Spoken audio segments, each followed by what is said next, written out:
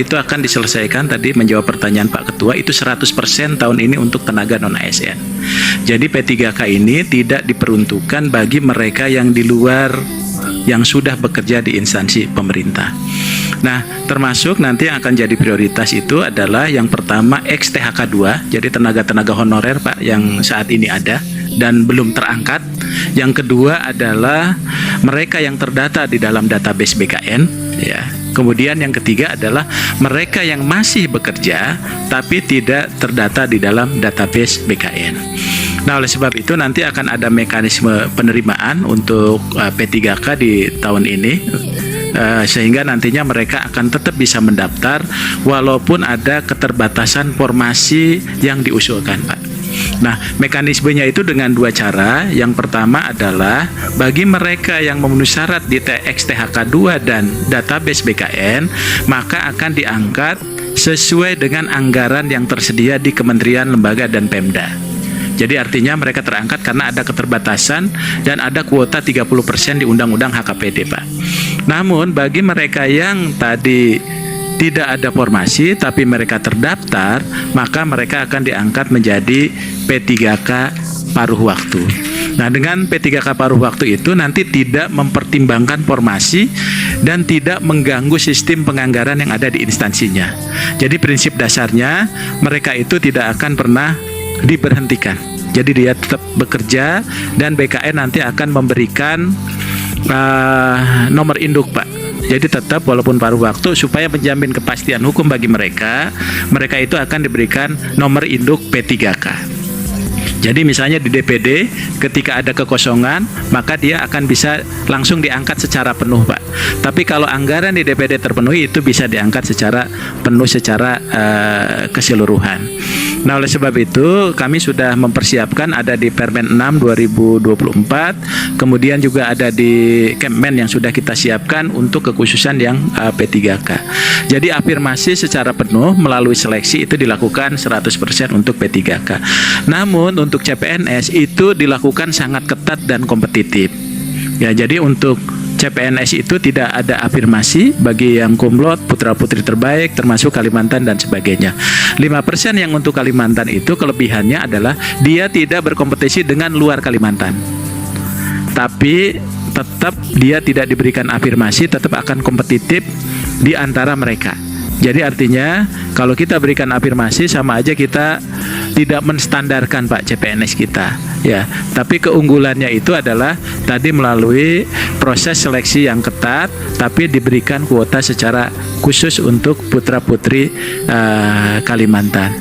Kemudian proses pendaftaran sekarang ini sudah berjalan. Kemarin terakhir itu sampai tanggal 2, mungkin nanti dari Pak Kepala BKN secara rinci terakhir. Kemudian kita sudah akan melakukan persiapan untuk seleksi. Nah, seleksi ini nanti akan dilakukan secara ketat. Untuk P3K kami sudah menyerahkan untuk penetapan formasinya. Tinggal nanti kita akan coba melakukan menyusun tahapan-tahapan pengumuman dan sebagainya untuk yang P3K. Barangkali itu, tapi ini kami laporkan juga ke Pak Pimpinan bahwa formasi yang kita siapkan rupanya memang tidak penuh, Pak. Jadi formasi yang kita siapkan itu dari usulan dan penetapan itu hanya 50% dari usulan dari instansi pemerintah, ya, khususnya untuk yang P3K. Nah, oleh sebab itu kita buka dengan mekanisme lain supaya teman-teman yang statusnya non-ASN tadi dan formasinya tidak tersedia, tapi dia bisa mengikuti seleksi dengan mekanisme di luar formasi, namun tetap bisa mendaftar sebagai aparatur sipil negara. Barangkali ini Pak Menteri sebagai tambahan. Terima kasih. Baik, terima kasih Pak sekalian. Saya minta slide 32 ya teman-teman.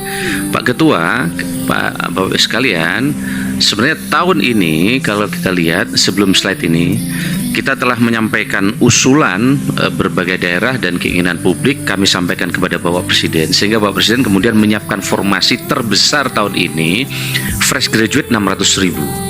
Kenapa? Karena selama ini banyak P3K, ada tuntutan supaya anak-anak hebat ini bisa diberi ruang untuk jadi PNS. Tapi sayangnya sampai ini kenapa ini tertunda agak ke belakang waktunya, Bapak Ibu sekalian? Karena kita beri kesempatan daerah untuk mengusulkan. Kita tunda sampai berapa kali ini? sampai 2 kali kita tunda. Tapi sayangnya tidak seluruh daerah mengusulkan. Saya minta slide nomor 32. Nah, kalau kita lihat di slide 32, Bapak sekalian, fresh graduate kita siapin formasi 248.000. Ini untuk memenuhi talenta-talenta digital, karena sekarang pemerintahan lebih banyak digital sistem kerjanya, supaya kabupaten kota mengusulkan anak-anak muda di sistem kerja digital ini, talenta-talenta digital tadi. Begitu juga auditor, karena auditor tidak bisa dari P3K. Sayangnya dari 600.000 itu yang terusulkan hanya 248.000, Pak Ketua. Saya kira slide ini yang ingin kami sampaikan. Begitu juga terkait dengan P3K juga sama. P3K ini kita siapin usulan P3K 1,6 juta ya Pak. 1,7. Tapi yang usul tidak sampai 1,7. Dan kalau kita lihat misalnya, kita lihat slide yang bawah itu, usulan yang lebih kecil dari sisa non-ASN itu ada 31%. 24 instansi pusat. Kemudian instansi daerah ada 408 alias 74% usulan lebih kecil dari sisa non-ASN yang tersedia. Kita udah lihat masalahnya, berarti ini terlalu besar pegawainya dan anggarannya sudah melampaui 30%. Maka dia tidak berani mengusulkan banyak. Nah, kemudian usulan yang sesuai dengan sisa non-ASN itu 11%. Ini lebih yang sesuai. Jadi, dan instansi daerah hanya 4% saja yang sesuai. Dan usulan lebih besar dari sisa non-ASN itu ada 58% untuk instansi pusat, dan kemudian instansi daerah ada 25% atau 134 kabupaten kota provinsi yang mengusulkan. Kami kira ini tambahan dari kami. Kemudian Pak Kepala BKN, Bapak yang akan mempersilahkan.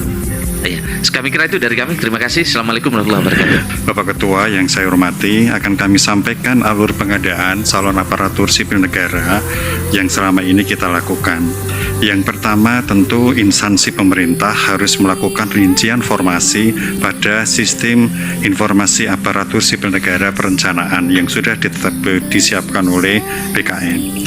Kemudian melakukan usulan rincian formasi ASN itu dan dilakukan verifikasi dan validasi oleh BKN dan Kementerian PAN-RB, dan terakhir ditetapkan oleh Pak Menteri PAN-RB. Kemudian hasil penetapan itu instansi pemerintah mengumumkan pengadaan calon aparatur sipil negara. Setelah diumumkan, maka para pelamar itu wajib membuat akun dan registrasi pada SSC ASN yang sudah disediakan oleh BKN dan dilakukan validasi data kependudukan yang ada di Kementerian Dalam Negeri. Bapak Ibu yang saya hormati, setelah semuanya dilakukan, maka dilakukan seleksi administrasi oleh instansi pemerintah. Kemudian, apabila itu sudah dilakukan, perlu ada masa sanggah dan jawab sanggah dalam pelaksanaan seleksi administrasi. Barangkali ada yang merasa dirugikan ketika ditolak seleksi administrasinya, sehingga dia diberikan kesempatan untuk melakukan penyanggahan. Peserta yang lolos seleksi administrasi kemudian mengikuti ujian seleksi kompetensi dasar dan seleksi kompetensi teknis dengan CAT BKN yang dilanjutkan ujian seleksi kompetensi bidang bagi yang lolos SKD. Pengolahan hasil seleksi dilakukan berdasarkan nilai ambang batas yang sudah ditetapkan oleh Kementerian PAN, sekaligus nanti apabila para peserta itu lolos akan diumumkan kelulusannya dan terakhir ditetapkan NIP oleh BKN dan diangkat oleh pejabat pembina kepegawaian.